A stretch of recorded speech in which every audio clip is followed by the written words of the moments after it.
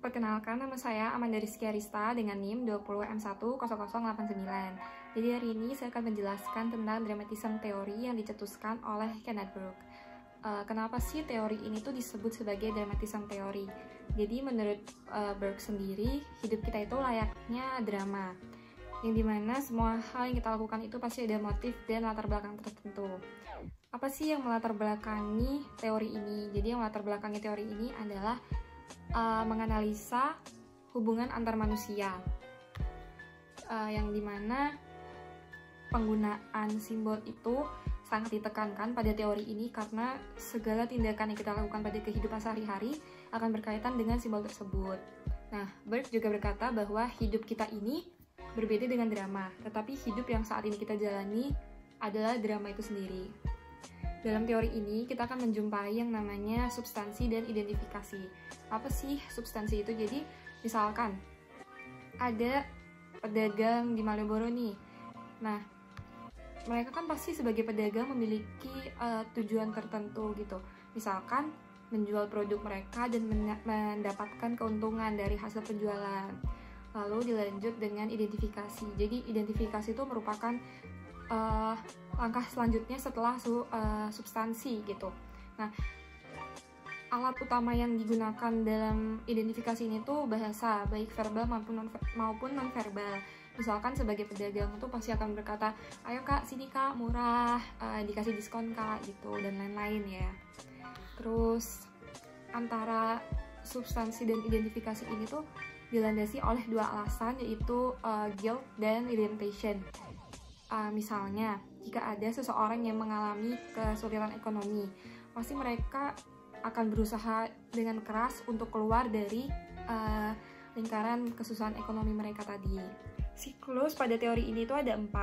Yang pertama, order of hierarchy, yang dimana semua hal itu sudah terkategorisasi, misalkan kayak miskin, pandai, bodoh, dan lain-lain.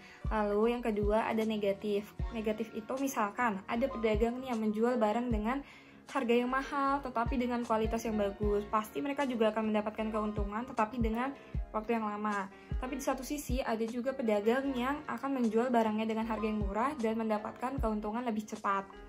Lalu yang ketiga ada victimage. Jadi victimage itu cara untuk menebus kesalahan dengan cara menganggap kalau diri kita sendiri itu korban. Nah, ada 2 cara di victimage ini. Yang pertama itu mortification. Apa sih mortification? Jadi mortification itu misalkan kita ada di dalam suatu hubungan yang toksik, yang dimana kita tuh sangat dirugikan oleh pasangan kita, tetapi karena rasa sayang kita kepada pasangan, kita lebih memilih untuk mengalah dan tetap dirugikan oleh pasangan kita. Lalu yang kedua ada space goating. Jadi space goating itu misalkan di Indonesia kan tingkat kemiskinan tinggi, jadi mereka akan menyalahkan pemerintah nih. Nah, yang terakhir tuh ada redemption. Jadi redemption sendiri itu kayak ada kan orang yang merasa ekonominya tuh pasti sulit. Nah, mereka tuh ada keinginan untuk bisa maju, untuk berusaha keras agar bisa keluar dari kesusahan ekonomi tersebut dengan mungkin mengajak pemerintah dan orang-orang sekitar. Lalu lanjut, dalam teori ini tuh kita menemukan metode yang bisa kita sebut sebagai pentat, yang di dalam pentat itu terdiri dari 5 poin.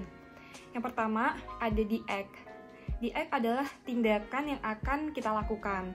Lalu ada the scene atau konteks yang berkorelasi dengan the act. Yang ketiga ada the agent atau individu yang akan melakukan tindakan tersebut. Keempat ada agency atau cara yang akan dilakukan untuk menjalankan tindakan tersebut. Dan yang terakhir ada purpose atau tujuan apa sih yang akan kita capai untuk melakukan tindakan tadi gitu. Nah, dalam teori ini tuh juga ada 3 asumsi utama. Yang pertama, manusia adalah hewan yang menggunakan simbol. Yang kedua, bahasa dan simbol merupakan sistem yang sangat penting bagi manusia. Dan yang terakhir, ada manusia adalah pembuat pilihan. Nah, studi kasus apa sih yang bisa kita lihat dari teori ini? Jadi, saya di sini punya contoh, misalkan Awkarin dengan bisnis hijabnya. Nah, seperti yang kita tahu, Awkarin merupakan salah satu influencer wanita di Indonesia yang cukup terkenal karena kesuksesannya. beberapa tahun lalu Awkarin sempat mengejutkan warga, baik netizen di Instagram maupun di luar Instagram, karena perubahan stylenya yang biasanya menggunakan pakaian terbuka tiba-tiba menjadi pakaian yang tertutup dan menggunakan hijab tuh. Bahkan Awkarin tuh juga sering ngasih kayak tutorial pakai hijab gitu kan Instagramnya.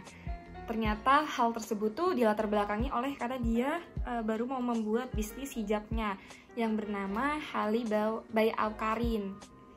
Tuh, jadi Awkarin tuh bahkan ngedesain sendiri motif apa sih yang mau dia bikin di hijabnya nanti gitu yang akan dijual. Dan dia pun sebagai influencer harus mencari simpati masyarakat Indonesia dengan cara yang menginfluence bahwa menggunakan hijab nih tetap bakal kelihatan stylish kok, nggak bakal ketinggalan zaman gitu, tetap bakal bisa ngikutin tren yang lagi hype. Nah, dari studi kasus yang barusan saya sampaikan itu bisa kita korelasikan dengan metode pentat. Misalnya di act itu ada tindakan yang dilakukan, berarti tindakan yang dilakukan adalah menginfluence masyarakat Indonesia. Lalu di sini ada konteks yang ada kaitannya, berarti ya dengan hijab, bisnis hijabnya dia berusaha menginfluence agar bisa menjalankan bisnisnya. Lalu ada di agent, yaitu individu yang melakukan tindakan, yang berarti agent di sini adalah Awkarin itu sendiri. Lalu ada agency, yaitu cara yang dilakukan guna menjalankan suatu tindakan, itu dengan cara dia menginfluence masyarakat Indonesia dengan cara bikin tutorial hijab, bikin outfit of the day gitu, dengan outfit menggunakan hijab dan tetap stylish. Dan yang terakhir itu ada purpose, itu tujuan apa sih dia melakukan tindakan ini. Ya pasti tujuan utamanya adalah untuk mencapai keuntungan dari bisnisnya dia gitu kan. Nah, kesimpulan yang bisa saya simpulkan dari teori ini adalah hidup merupakan sebuah drama yang dimana semua yang kita lakukan itu tuh akan dilandasi dengan latar belakang tertentu dan pilihan kita sendiri.